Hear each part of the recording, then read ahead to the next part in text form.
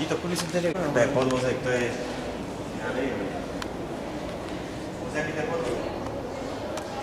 Na tomto má Milan vozivý, hej. Víš, aký to bol rachot, víš, ako to ide?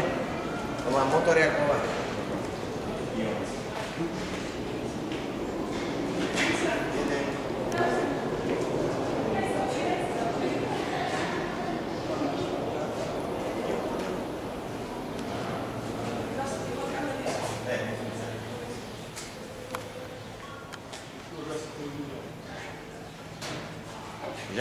Víš, aký to ide, Milan?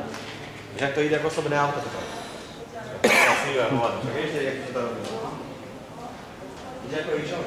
Pozerky na kána.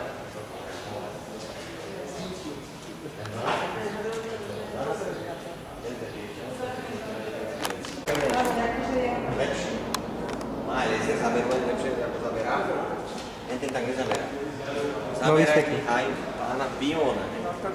Lebo Piony sú len dva na svete. Len dva na svete. Jeden je Piešano, jeden je plné funkčný a jeden je v Amerike, jeden je... Vidíte ten kanón, tá dĺžka. Každých 5 rokov chodí vek. Lebo hovorí, že drahá je prevádzka. Podzažňak nafty. Každých 5 rokov vytáto. Spraví rošošok.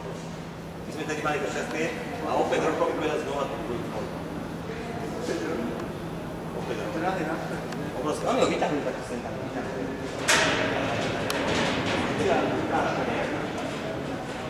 Ale tento Pion je krásny. Ešte bývala Československá armáda. Znak.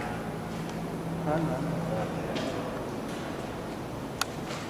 Vidíte, čo to vytvorí. Položí hák výplne. Zloží ho na zem. Keď chce ho rozložiť na dvojou, ale na dvojou. On to dá na zem, alebo... Poď sa. Dvakrát je zložený. Jedna časť, druhá časť. Teraz táto obrovská hydraulika, on natlačí takto, položí ho na zem, tá druhá hydraulika ho vytlačí tú druhú časť a ešte raz ju preloží. A už je most prizorieť. A tento hak, tuto vpredu, vidíte to? On ho má na zemi, toto sa opiera o zem, obržno. Vidíš toto? To silné koľko je o zem a vypne ho, tam má hak a vypne ho. To hydraulika všetko vypne, čo to sa uvoľní. A on vycúva a už je prázdny.